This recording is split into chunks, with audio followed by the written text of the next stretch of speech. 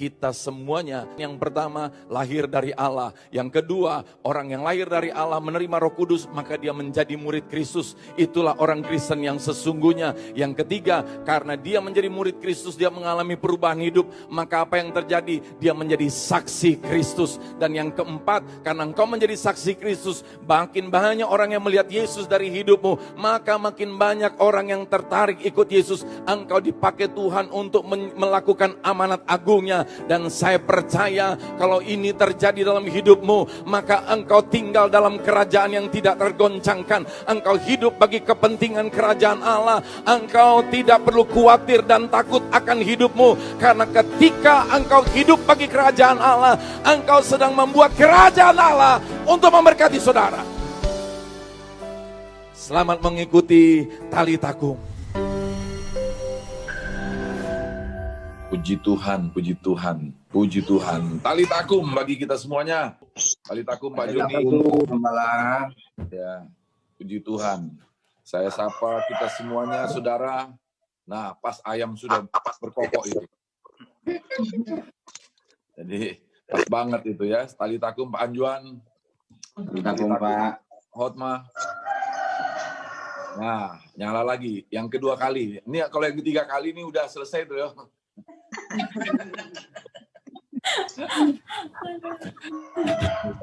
Nah, udah 3 kali. Kalau genapan. Kalau yang keempat kali dia bunyi juga, itu udah melebihi Alkitab itu. Oke. Nah, udah. Kita Purnama. Itu di rumah saya tuh Pak ayamnya. Di rumah siapa? Rumah saya itu, suami saya pelihara ayam. Oh iya. Nah, saudara, kita akan mulai dan saya akan minta kesediaan dari Bapak Pendeta Aristoteles untuk memulai dengan doa. Baik, Bapak Ibu Saudara, mari kita berdoa. Bapa di sorga, kami bersyukur buat pagi hari, kasih setiamu selalu baru tiap hari. Sebab rohmu di dalam kami memberikan pengurapan, kuasa kasih yang bekerja menghidupi dengan roti hidup, dengan firman Tuhan, firman Kristus yang akan menghidupkan seluruh kehidupan kami, roh, jiwa, dan tubuh kami. Untuk rencana agung Tuhan menyingkapkan pribadimu, kehendakmu, rencanamu, segala yang indah, yang luar biasa, yang tidak terpahami, yang tidak kami ketahui sebelumnya. Oleh roh berbicaralah, urapi Bapak Gembala kami, urapi setiap kami dihidupi oleh roh dan firman-Mu. Kami sambut Tuhan dengan hati yang haus dan lapar dari Roh Kudus. Biar pagi hari ini kami menerima dengan haus dan lapar, dan kami terima diberkati oleh Tuhan dengan roti kehidupan. Kami siap ya Tuhan. Semua kami diberkati Tuhan, baik melalui Zoom, juga melalui YouTube, dan juga Facebook. Di dalam nama Tuhan Yesus, kami berdoa dan bersyukur. Haleluya. Amin. Amin. Amin. Amin. Puji Tuhan. Nah, sekali lagi shalom bagi kita semuanya, dan bersyukurlah kita boleh mengalami Tali Takum. Tali Takum Pak Pendeta Anggiat, puji Tuhan. Tali Takum Pak Pendeta Sugi, ya. Puji Tuhan. Tali Takum Ibu Nova, Jenny, Tali Takum Happy, Tali Takum Maya, Tali Takum. Nah, Tali Takum Pak Ajung, Ibu dan Lisa. Haleluya. Nah, saudara, kita akan menyaksikan dulu video satu, ya. Dan saudara nanti dengerin aja dulu, lihat aja dulu. Ini mungkin coba Yose itu bisa nongol di itu nggak? Bisa nongol di salah satu Zoom link nggak? Supaya keluar gambarnya juga di Zoom. Ya, silakan. Kita lihat video yang satu ini, saudara ya. Nanti silakan punya pemikiran apa dari video itu. Ini huruf M, ini W. M, W. Huruf M. Ini huruf W, ini W. Huruf M, ini huruf W. Taruhan kita? Oke. Taruhan kita? Oke. M, W. Huruf apa ini? Huruf apa ini? Apa? Huruf apa? Ini Ini angka 3. Hah? Iya, angka 3. Pau kan. Pau. 3.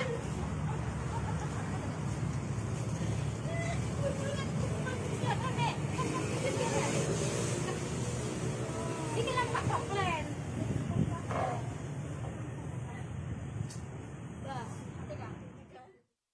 Oke, nah, saudara,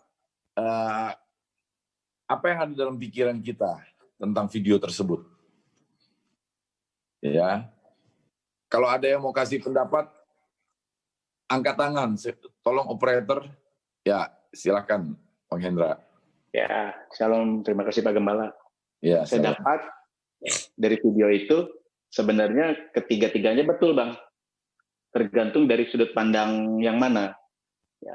Ya, dari sudut pandang mana kita melihat. Jadi yang satu bilang M karena dia posisinya adalah memang mengarah ke dia M, yang satu W. Nah, ketika orang ketiga melihat, dia melihatnya angka 3, uangnya diambil. Artinya semua betul, tapi tergantung dari sudut pandang kita melihat. Itu aja sih Bang.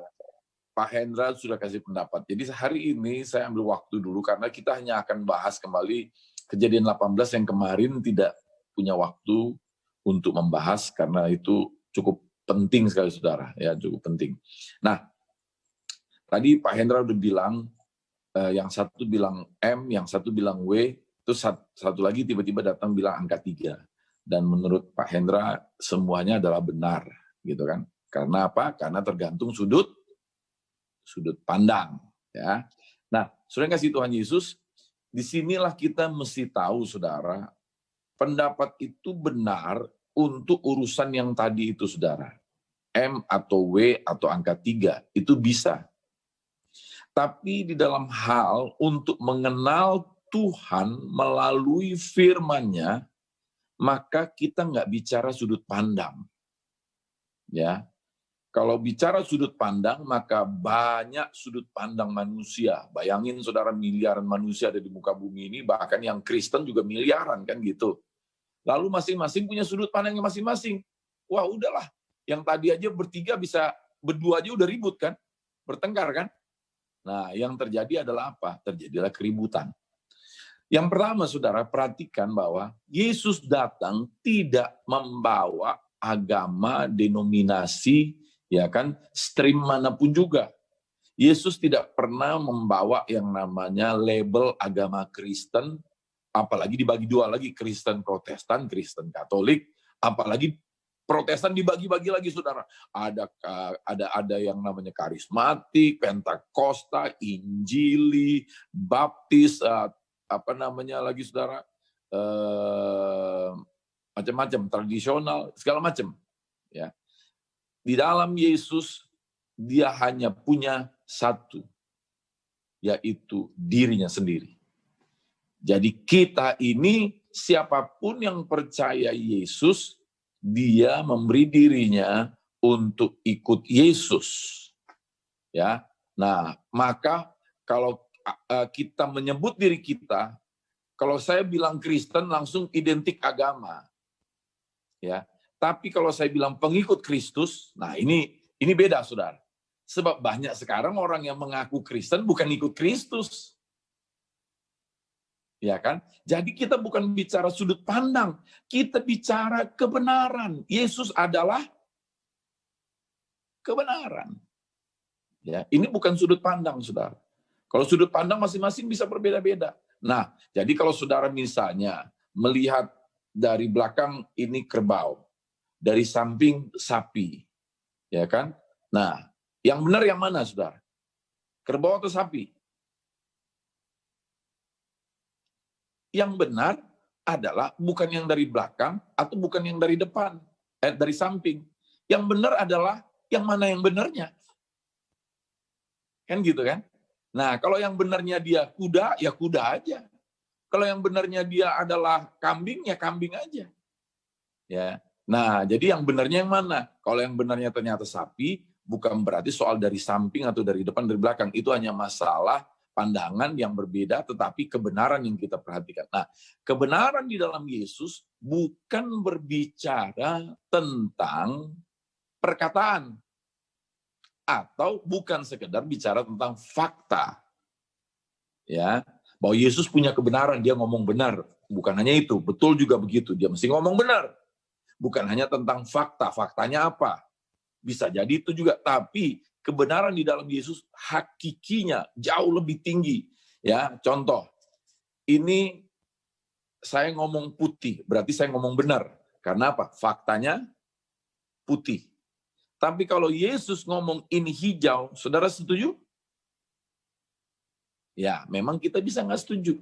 Tetapi saudara, karena Yesus kita percaya sebagai sumber kebenaran, Yesus sendiri adalah kebenaran. Nah, Yesus sendiri adalah kebenaran. Pegang itu. Akulah jalan dan kebenaran dan hidup. Karena dia adalah kebenaran, maka detik dia bilang ini hijau, ini jadi apa? Hijau. Detik Tuhan bilang jadilah terang, maka jadilah terang. Nah, saudara perhatikan, Yesus yang berkata di atas kayu salib, ampunilah mereka karena mereka tidak tahu apa yang mereka perbuat. Perhatikan saudara, itu luar biasa itu. Kenapa? Karena Yesus bilang sudah diampuni. Maka kita sudah diampuni. Lalu kemudian dia berkata sudah selesai. Ketika dia bilang sudah selesai, ya sudah selesai. Apa yang sudah selesai? Semua apa yang dia sediakan, apa yang dia buat untuk apa saja dalam hidup saudara, sudah selesai. Kenapa? Dia bukan Tuhan yang seperti manusia. Bagi saya masih ada dalam hidup ini yang belum saya selesaikan. Tapi bagi Tuhan, saudara, semua apapun sudah selesai. Amin, saudara? Puji Tuhan. Nah, saya lihat juga dulu wajah-wajah, saya sapa dulu. Talitakum Ibu Sinta. Puji Tuhan. Ya.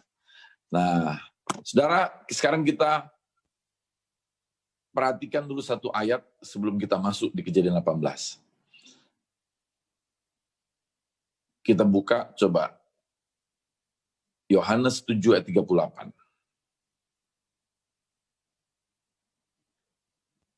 Barang siapa, ya, coba lihat.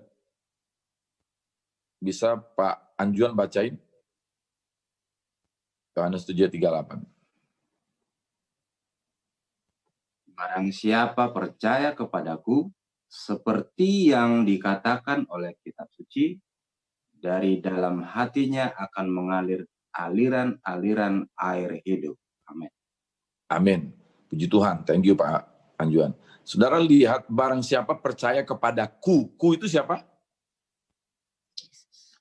Yesus. Seperti yang dikatakan apa? Kitab suci. Kitab suci yang dimaksud Matius, Markus, Lukas, Yohanes? No, belum ada kan? Berarti kitab suci yang mana, saudara? Nah, ya kan? Yang di tangan kita sebut perjanjian lama. Ya. Nah, sekarang perhatikan, saudara. Yang dimaksud kitab suci itu yang mana? Lihat. Lukas 24 ayat 44. Ya. Lukas 24 ayat 44. Bisa bantuan Dokter Anggi untuk membacakan?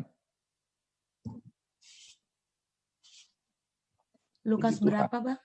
24 ayat 44. Ia berkata kepada mereka. Ia berkata kepada mereka, inilah perkataanku yang telah kukatakan kepadamu ketika aku masih bersama-sama dengan kamu, yakni bahwa harus digenapi semua yang ada tertulis tentang aku dalam kitab Taurat Musa dan kitab Nabi-Nabi dan kitab Mazmur. Jadi saudara perhatikan, tadi barang siapa percaya kepadaku seperti yang dikatakan kitab suci, maka dari dalam dirinya memancar aliran air hidup. Wow, kita ini di Zoom 100, mungkin di FB ada 400, 500, mungkin di YouTube ada sekitar 300-an. Saudara, kita bisa total hampir seribuan gadget yang ikut. Kalau 1000 ini semua memancarkan aliran air hidup, saudara, selesai Pekanbaru.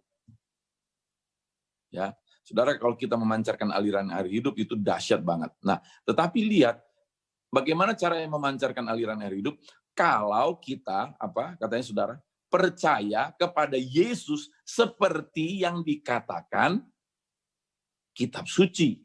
Nah, tadi kitab sucinya yang mana? Tadi Dokter Anggi sudah membacakan, ya, yaitu yang disebutkan di mana? Di kitab para nabi, di kitab Musa, dan kitab kitab mana Mazmur. lagi, Dokter Anggi? Kitab Mazmur. Mazmur, lalu kitab apa lagi? Coba baca dulu. Kitab Ya, kitab Taurat Musa, kitab Taurat Musa, Nabi-Nabi, kitab Nabi-Nabi, dan kitab Mazmur. Nah, lihat, kitab Taurat Musa itu Kejadian, Keluaran, Imamat, dan sebagainya. Ada 5. Lalu kitab Nabi-Nabi. Oh, ada Yesaya, Yeremia, ya kan, dan sebagainya. Lalu kitab Mazmur, saudara. Semuanya tentang siapa? Tentang aku. Tentang siapa? Yesus. Jadi saudara, ini nggak ada ya tentang begini loh saudara. Ya memang ini kan sudut pandang. Ya Pak Riki memandangnya situ. Ya gereja yang lain memandangnya beda. Nggak ada urusan kayak gitu-gituan saudara. Ya, kita ini orang Kristen lucu saudara. Kita ngomong namanya Kristen, pengikut Kristus. Tapi yang kita ikuti bukan Kristus. Yang kita ikutin hukum Taurat, yang kita ikutin Musa, yang kita ikutin Elia. Maka itu saudara perhatikan, sampai Yesus membawa Elia dan Musa, menunjukkan Elia dan Musa di gunung, retreat ke gunung. Lalu ada 3 penampakan, Elia, Musa, Yesus. Saudara perhatikan di situ, surga ngomong, inilah anakku kasih, kepadanya aku berkenan. Dengarkanlah dia. Dia siapa dimaksud di situ? Yesus. Artinya apa? Bukan Elia, bukan Musa. Kenapa? Tugas mereka sudah selesai. Mereka sudah beritakan Injil, sekarang Injil itu sudah digenapi. Mereka sudah beritakan tentang keselamatan, dan keselamatan itu sudah digenapi. Yesus sudah datang. Selesai tugas mereka. Nah, kalau kita khotbah tentang Musa dan Elia, itu hanya satu contoh saja. Contoh apa, saudara? Bahwa orang-orang yang berdosa ini masih dipakai Tuhan. Haleluya. Dan ingat, saudara, nabi-nabi itu semuanya tugas mereka yang utama. Jadi kadang-kadang kita mengharapkan kenabian itu begini, saudara. Aduh, apa nubuatan buat saya ya? Boleh-boleh saja. Tapi kadang-kadang kita jadi mistikal, saudara. Ya, artinya apa? Mau yang mistis-mistis. Tapi begitu tentang Yesusnya, kita nggak terima. Kita bosan, kita enak. Ya, saudara, kita pingin, wah ini ada seorang hamba Tuhan. Dia ini kalau nubuatan hebat. Wah, kita tunggu kapan dia nubuatin. Saudara, saya pernah seorang hamba Tuhan datang ke Pekanbaru, saudara. Itu dia tumpangin tangan orang, saya enak-enaknya aja nubuatin ini itu, dan tidak satu pun yang terjadi. Ya, nah saya bukan bilang nggak boleh hamba Tuhan memberikan nubuatan, tapi saya mau kasih tahu begini, saudara. Inti daripada tugas nabi itu, nabi adalah menyampaikan suara Tuhan untuk tentang keselamatan, tentang kabar baik. Amin. Maka itu Roma 1 ayat 2. Saya tutup dulu dengan ayat ini. Bisa tolong Veldia membacakan Roma 1 ayat 2.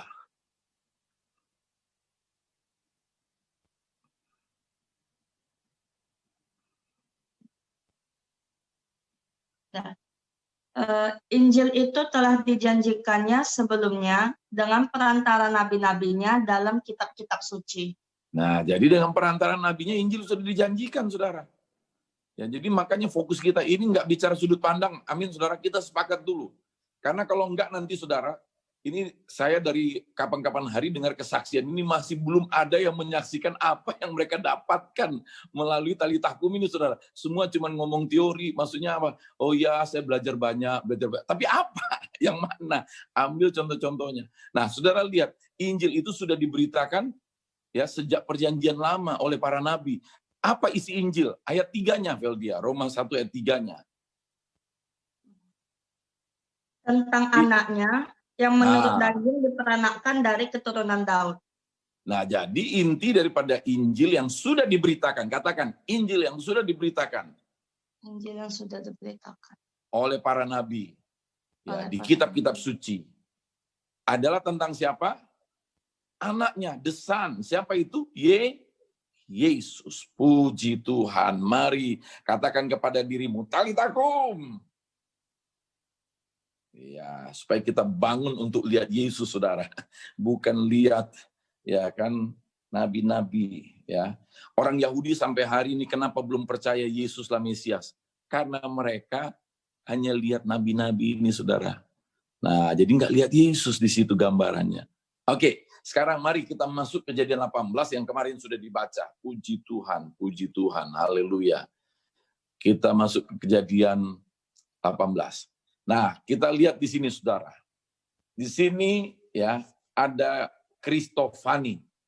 yaitu apa? Ya, satu gambaran, bukan gambaran, kalau tipologi itu gambaran, tapi kalau Kristofani atau Teofani itu adalah penampakan Kristus atau penampakan Tuhan. Kalau Teofani penampakan Tuhan, Kristofani itu penampakan Kristus. Kalau gambaran bukan penampakan, beda ya.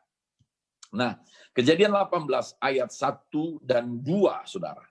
Kemudian Tuhan menampakkan diri kepada Abraham dekat pohon terbantin di Mamre. Lihat, siapa menampakkan diri? Tuhan. Ini Teofani. Sedang ia duduk di pintu kemahnya waktu hari panas terik. Wow, rupanya Abraham ini lagi sedang pemuritan, saudara. Tengah hari panas-panas terik ini kan. Ayat 2.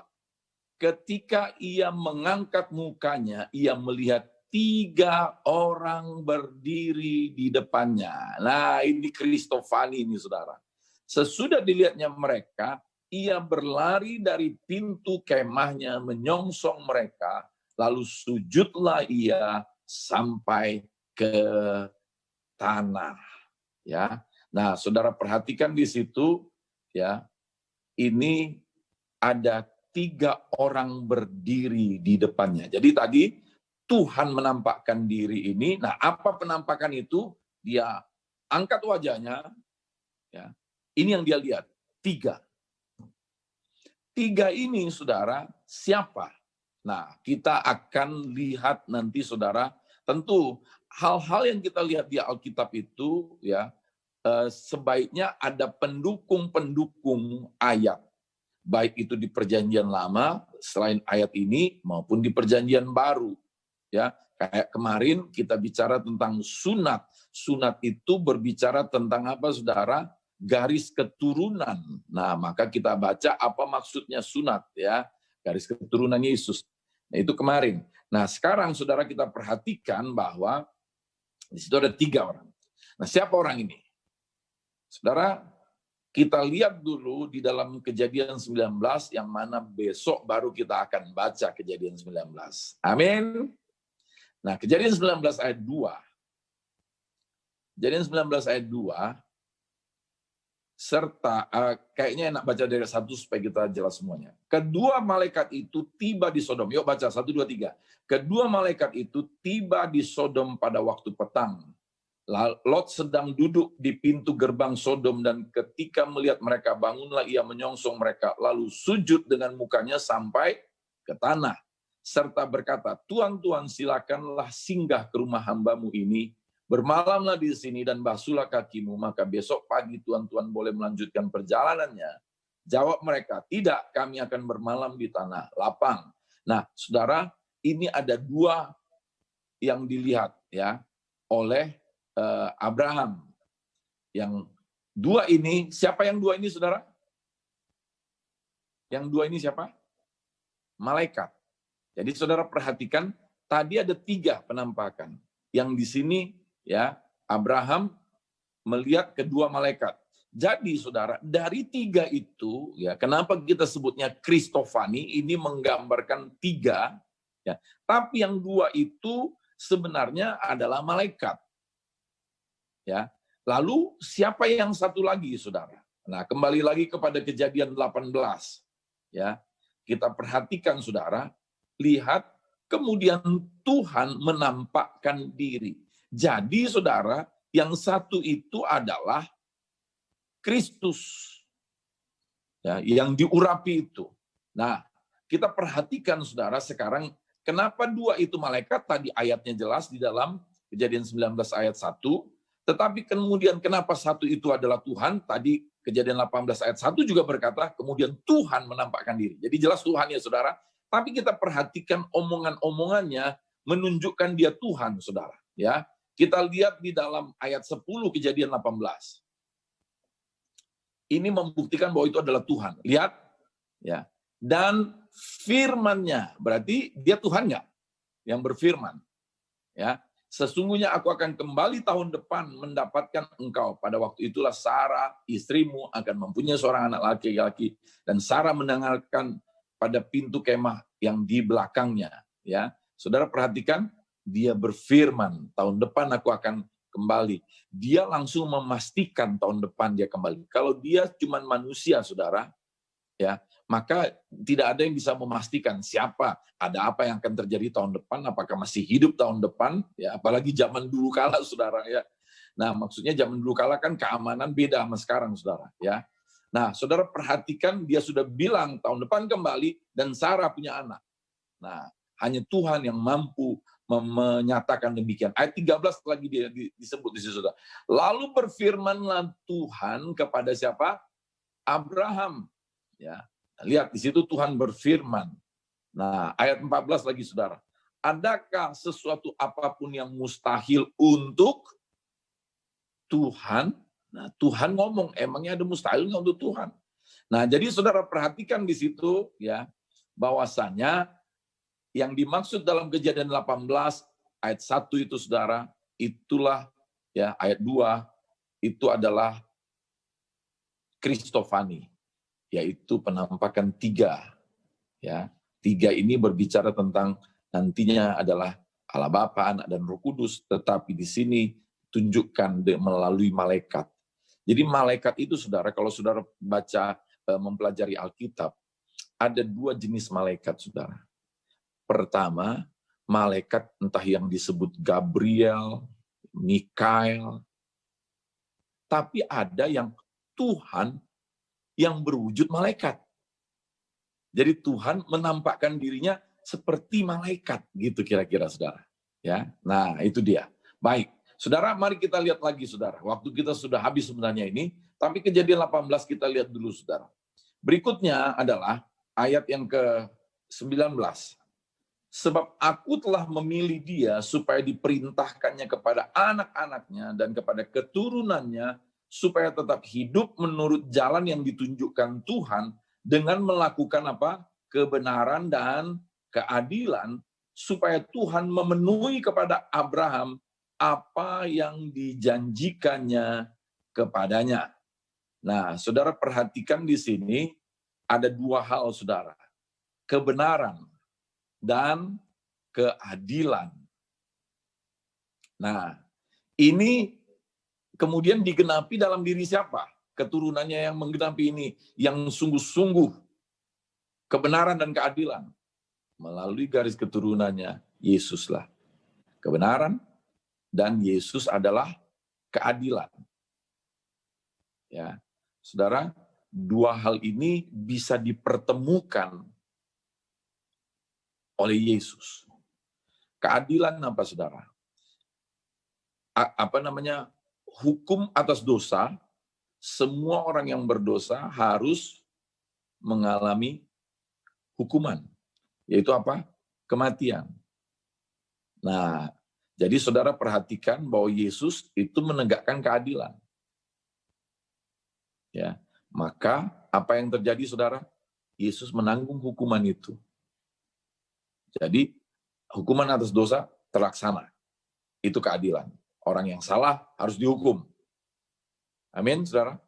Tetapi semua hukuman kesalahan kita itu ditanggung oleh Yesus. Makanya saudara perhatikan di situ bahwa Yesus yang sudah menanggung, makanya selesai hukuman itu, keadilan sudah ditegakkan oleh Tuhan. Ya. Nah, itu berbicara tentang kemudian digenapi dalam Yesus. Nah, mari perhatikan lagi, saudara. Ayat 21. Baiklah aku turun untuk melihat apakah benar-benar mereka telah berkelakuan seperti keluh kesah orang yang telah sampai kepadaku atau tidak. Aku hendak mengetahuinya. Saudara lihat, jadi dari dulu sudah biasa Tuhan turun ke bumi, saudara. Ya, awalnya Tuhan yang maha hadir di bumi ini, rohnya ada dalam diri manusia, tapi Kejadian 6 mencatat karena dosa, maka roh Allah tidak selama-lamanya ada dalam diri manusia. Tetapi Tuhan tetap juga mau turun ke bumi. Nah, kemudian saudara perhatikan, ya,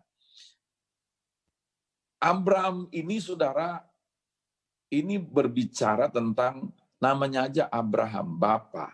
Bapa, bahkan Abram diangkat Bapa, itu artinya lifted father, diangkat Bapa, tapi kemudian Abraham adalah Bapa bagi segala bangsa, father of multitude. Ya.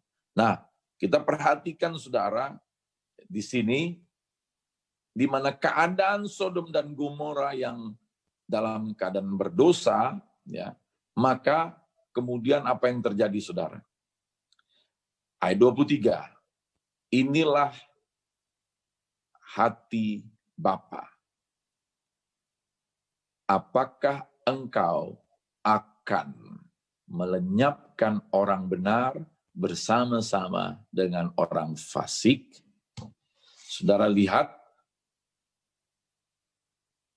dia tanya Tuhan, apakah engkau mau lenyapkan orang benar bersama orang fasik? Saudara tahu siapa orang benar itu? Siapa orang benar itu?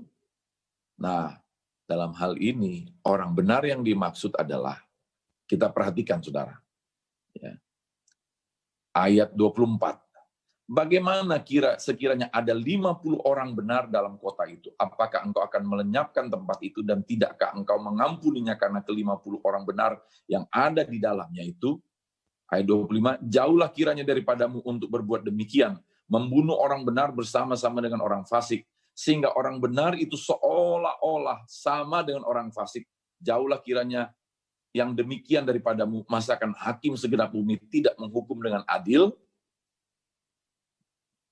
Ayat 26, Tuhan berfirman, jika kudapati 50 orang benar dalam kota Sodom, aku akan mengampuni seluruh tempat itu karena mereka. Tuhan akan mengampuni apa?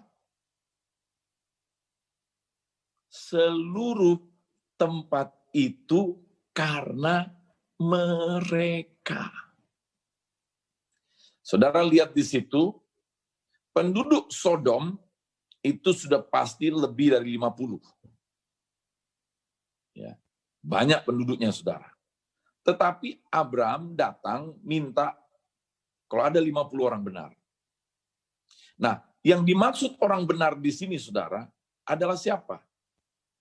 Adalah orang yang ketika Abraham mencari, akan datang amarah Tuhan. Saudara lihat ya, Tuhan mengasihi, justru dia marah itu karena dia mengasihi. Anak kita kalau malas sekolah, saudara, malas sekolah, tegur, malas, terus. Kita nggak marah, saudara. Ya tentu itu pertanyaan kan. Mestinya kita tegur dia, kita bisa marah. Tapi marahnya Tuhan untuk menyelamatkan. Jadi Abraham, pergilah dia seperti Nuh itu, saudara. Nuh disebut pemberita kebenaran. Nah, Abraham pun mencari 50 ini. Akan ada terjadi begini di Sodom. Ternyata nggak ketemu yang 50, saudara. Tuhan bilang kalau ketemu 50, nggak apa-apa. Perhatiin, saudara. Tuhan menyatakan kasih-Nya kepada orang fasik melalui orang benar. Siapa orang benar? Siapa orang benar? Orang yang percaya kepada pemberitaan Abraham. Abraham bilang, ini akan terjadi. Nah, kalau ada 50 saja orang percaya, dia orang benar. Ya, Abraham pun dibenarkan karena apa? Karena percaya. Ya, bukan karena perbuatannya, saudara. Nah, saudara perhatikan, lalu apa yang terjadi, saudara? Kalau ada 50, maka semuanya diampuni oleh Tuhan. Wow, gara-gara orang benar, semua diampuni oleh Tuhan. Nah, ternyata dicari 50 enggak ada. Abraham turun 5 tawar. 45. Enggak ada juga. Turun lagi, saudara. Ya, 40. Enggak ada juga. Turun lagi. 30. Enggak ada juga. Turun lagi. 20. Enggak ada juga. Turun lagi. 10. Enggak ada juga. Ya. Saudara perhatikan di situ, tidak ditemukan orang benar. Maka apa yang terjadi, saudara? Maka musnahlah. Tuhan menegur, marah itu untuk mengasihi, supaya orang percaya kembali sama Tuhan, tetapi tidak ditemukan, saudara. Dan saudara lihat, ya, gara-gara satu orang benar. Nah, kenapa yang tadi itu 10, 50, 30, itu manusia. Jadi angka-angka itu semua berbicara tentang manusia. Ya. Tetapi saudara perhatikan, gara-gara manusia ini mau percaya, maka orang fasik yang lain yang tidak percaya pun jadi ikut. Saudara, ditolong. Ditolong artinya apa? Nggak binasa. Berarti masih ada kesempatan. Saudara tahu kenapa bumi ini tidak binasa sepenuhnya sekarang, saudara? Karena masih ada kita orang-orang yang percaya Yesus Kristus Tuhan Juru Selamat, masih percaya kepada Injil, apa yang diberitakan oleh para nabi itu, saudara, adalah Yesus, dan kita tahu sudah digenapi. Ya. Nah, sekarang saya akan tutup, saudara. Ini penting. Roma pasal yang kelima. Kita lihat, saudara, 10 orang benar tidak ada. Dan kalaupun ada, itu semua manusia. Amin, saudara. Jadi 10 manusia yang sudah berdosa, tapi karena percaya dibenarkan. Ingat loh, 10 orang manusia yang sudah berdosa, tapi karena percaya maka dibenarkan. Lihat, 1 orang benar yang tidak berdosa, apa akibatnya, saudara? Ya. Roma pasal yang kelima, mari kita buka, saudara. Roma pasal yang kelima. Saya tutup dengan ayat ini, ya, ayat 17 dan 18. Sebab jika oleh dosa satu orang, mautlah berkuasa oleh satu orang itu, maka lebih benar lagi mereka yang telah menerima kelimpahan kasih karunia dan anugerah kebenaran akan hidup dan berkuasa oleh satu orang itu, yaitu siapa? Yesus Kristus. Jadi lihat, saudara, satu orang berdosa. Siapa satu orang berdosa itu? Ya, jangan tunjuk zoom orang lain ya, saudara ya. Siapa satu orang berdosa itu? Saya atau saudara? Ya, Adam. Bukan saya, bukan saudara. Tapi dari Adam itu mengalirlah dosa kepada semua manusia. Ayat 18 dibilang begini, saudara. Sebab itu, sama seperti satu pelanggaran, semua orang beroleh penghukuman. Siapa satu itu? Adam. Demikian pula oleh satu perbuatan kebenaran, semua orang beroleh pembenaran untuk hidup. Wow. Tadi waktu di Sodom, Tuhan mau menyatakan kasih-Nya, menegur manusia karena sudah jahat sekali, saudara. Maka Tuhan izinkan Abraham bernegosiasi. Tuhan, gimana kalau 10 aja, Tuhan? Orang benar. Ingat, orang benar di sini siapa? Manusia yang sudah jatuh dalam dosa, tapi karena percaya, maka dibenarkan. 10 manusia ini saja, saudara, itu diperhitungkan oleh Tuhan. Nah, bayangkan sekarang, saudara, bukan 10, tapi satu orang benar ini, maka semua dibenarkan. Berapa saudara percaya? Karena satu orang berdosa, yaitu Adam, semua manusia jadi berdosa. Siapa yang percaya? Angkat tangan yang percaya. Nah, sekarang pertanyaannya, bisakah saudara percaya kalau satu orang benar, maka seluruh dunia dibenarkan? Bisa nggak saudara percaya itu? Ya kan? Tadi, saudara bisa percaya itu? Nah, siapakah satu itu? Itulah pribadi yang sama sekali tidak punya dosa, tidak berdosa, saudara. Tuhan yang turun dalam rupa manusia ini, saudara. Gara-gara satu ya pribadi. Kalau Alkitab mencatat juga, Adam yang pertama itu sudah berdosa, tapi Adam yang terakhir, gara-gara Adam yang terakhir ini, saudara. Nah, gara-gara dialah semua orang jadi dibenarkan. Nah, saudara tahu Yesus disalib, menebus dosa manusia. Itu semua manusia atau hanya orang Kristen? Bukan orang Kristen. Itu semua manusia atau hanya orang percaya yang ditebus dosa-dosanya? A orang percaya, B manusia. Yang percaya A angkat tangan. Yang percaya B Bahwa semua manusia, angkat tangan. Nah, saya kasih tahu kebenarannya, saudara. Kebenarannya adalah Yesus menebus dosa semua manusia.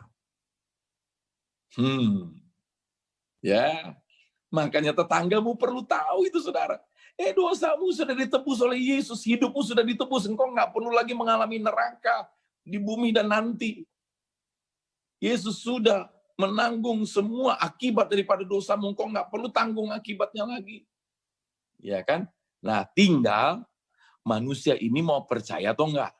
Kalau dia nggak percaya, maka dia menolak. Kalau dia percaya, maka dia menerima. Kalau dia menolak, maka tidak ada hasilnya. Hasilnya ya dia menuju kepada binasaan. Tapi kalau dia menerima, maka akan ada hasilnya.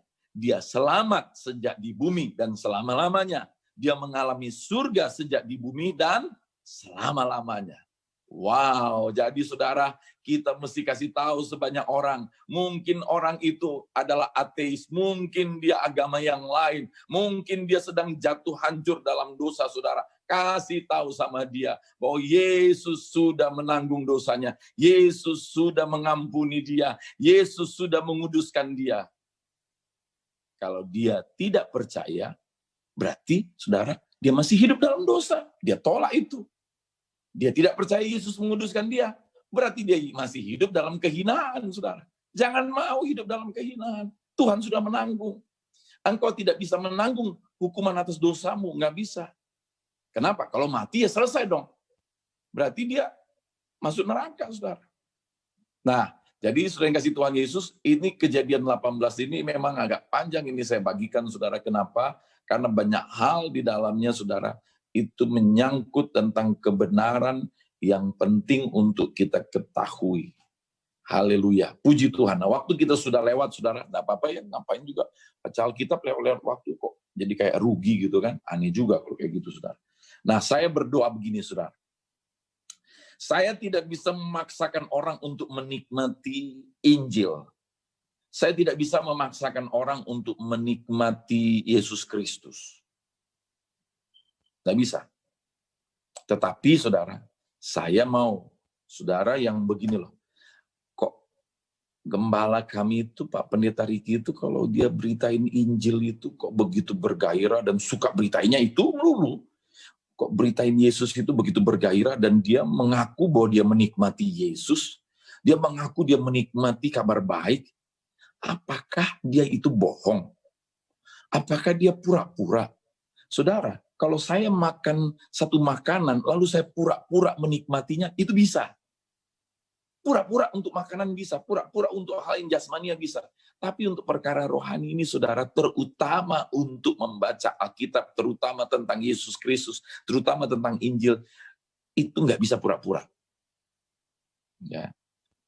Nanti perhatiin aja, saudara. Dari mana juga kita lihat buktinya. Lihat aja nanti. Nanti dia hari di mana, udah sekian minggu, mulai ini ada yang rontok nih, saudara. Hilang, ya. Memang, saudara, secara pikiran manusia yang sudah berdosa, kalau kita dengar motivator, wah, kita dengarnya lebih menarik. Kenapa? Karena kita sudah dikontaminasi dengan, saudara, yang namanya dosa. Saudara, saya ambil contoh, saudara. Ketika saya belum makan makanan yang sehat, maka makanan-makanan yang enak-enak itu, yang pakai micin, yang pakai bumbu-bumbu itu saya nikmati, saudara. Ya. Tapi ketika saya makan makanan yang sehat, kemudian saya di detox, yang nggak sehat itu keluar. Lalu apa yang terjadi, saudara? Saya jadi melatih diri saya makan makanan yang sehat, walaupun nggak enak rasanya, tapi lama-lama jadi saya sukai. Lalu kemudian apa yang terjadi, saudara? Ya, ini begitu masuk makanan yang nggak sehat itu nggak enak rasanya, langsung berasa nggak enak.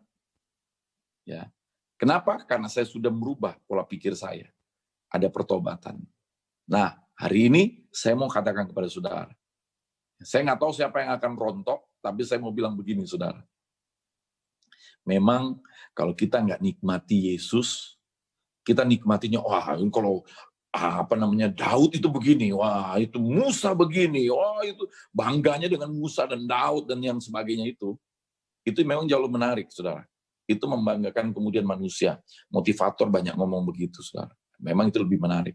Karena kita udah berdosa, kita sudah tertarik sama yang bukan kebenaran dari Yesus Kristus. Nah, memang nggak bisa dipaksa, tapi begini, doa yuk, Tuhan, apa benar apa yang disampaikan gembala itu? Dia nikmatin Yesus Kristus, dia nikmatin Injil. Aku dengerinnya sih biasa aja Tuhan. Aku dengerinnya sih nggak nikmatin segitu-gitu amat lah Tuhan lah. Ya oke lah, sekali-sekali oke lah, sekali-sekali oke lah.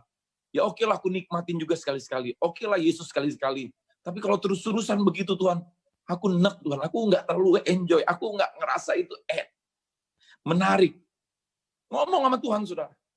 Tapi hari ini aku mau membuka hatiku Tuhan. Aku percaya, pasti itu nggak dibuat-buat. Bahwa dia menikmati Yesus, bahwa dia menikmati Injil, itu pasti nggak dibuat-buat. Maka aku juga ingin. Detokslah aku Tuhan. Itu dia. Apa saudara? Detokslah aku Tuhan. Keluarkan itu racun-racun dari tubuhku ini, dari pikiranku ini, supaya aku menyukai apa yang benar dari Tuhan Yesus. Menyukai Yesus Kristus sendiri. Menyukai sumber kehidupan itu sendiri yang adalah Yesus Kristus. Yang mau katakan amin. Baik saudara. Puji Tuhan. Talitakum. Haleluya. Mari kita akan akhiri dengan doa saudara. Ya, hari ini kita closing saja. Sekarang Pak Utasoid bisa menutup dengan doa. Oke Pak, mari kita berdoa. Terima kasih Tuhan Yesus, kami bersyukur pada pagi hari ini Tuhan, Engkau senantiasa menuntun dan membimbing kami dengan kebenaran firman-Mu. Engkau bukakan rahasia-rahasia firman-Mu melalui gembala kami Tuhan yang sudah Tuhan urapi. Sehingga kami melihat perbuatan-perbuatan yang besar dalam hidup kami, yang membuat hati kami semakin rindu dan haus datang kepada Tuhan. Terima kasih Tuhan Yesus buat segala kebaikan-Mu dalam hidup kami. Ini kami anak-anak-Mu Tuhan, bimbing dan tuntun kami terus, supaya kami kuat menjalani kehidupan ini. Kami setia kepada Tuhan, apapun yang kami hadapi di tengah-tengah kehidupan ini. Satu hal kami percaya, Tuhan Yesus selalu bersama dengan kami. Berkati kami semua Tuhan, berkati gembala kami, berkati kami juga anak-anak-Mu, sehingga kami semakin membuka hati kami untuk kebenaran firman-Mu. Karena firman-Mu akan membebaskan kami, firman-Mu akan memerdekakan kami dari segala pikiran-pikiran yang tidak seturut dengan firman Tuhan. Tapi oleh kebenaran firman-Mu kami dimerdekakan, sehingga kami semakin mengerti kehendak-Mu dalam hidup kami. Itu yang kami lakukan, sehingga hidup kami hidup yang berkenan di hadapan-Mu, dan Tuhan berkenan memberkati kami. Terima kasih buat Tuhan pagi hari ini, berkati kami semua, sehingga kami senantiasa terus berjalan bersama dengan Tuhan Yesus. Dalam nama Tuhan Yesus Kristus kami berdoa dan mengucap syukur. Haleluya. Amin. Amin. Terima kasih Bapak Pendeta Utasoid, dan saya mengajak saudara kalau boleh nanti malam semua sudah baca Kejadian 19 ayat dan 20 itu, supaya kita sudah lebih menangkap, sehingga waktu paginya kita baca lebih mudah lagi saudara. Ya, haleluya. Talitakum bagi kita semuanya. Selamat melayani, baik itu ibu rumah tangga di rumahnya masing-masing, maupun yang bekerja melayani di perusahaan, di kantor, dimanapun juga. Bahkan dalam pergaulan pun kita membawa kebaikan kasih Kristus, kita pun melayani Tuhan melalui pergaulan kita. Puji Tuhan. Tuhan Yesus memberkati kita semuanya. Talitakum, dadah Bapak. Talitakum, shalom.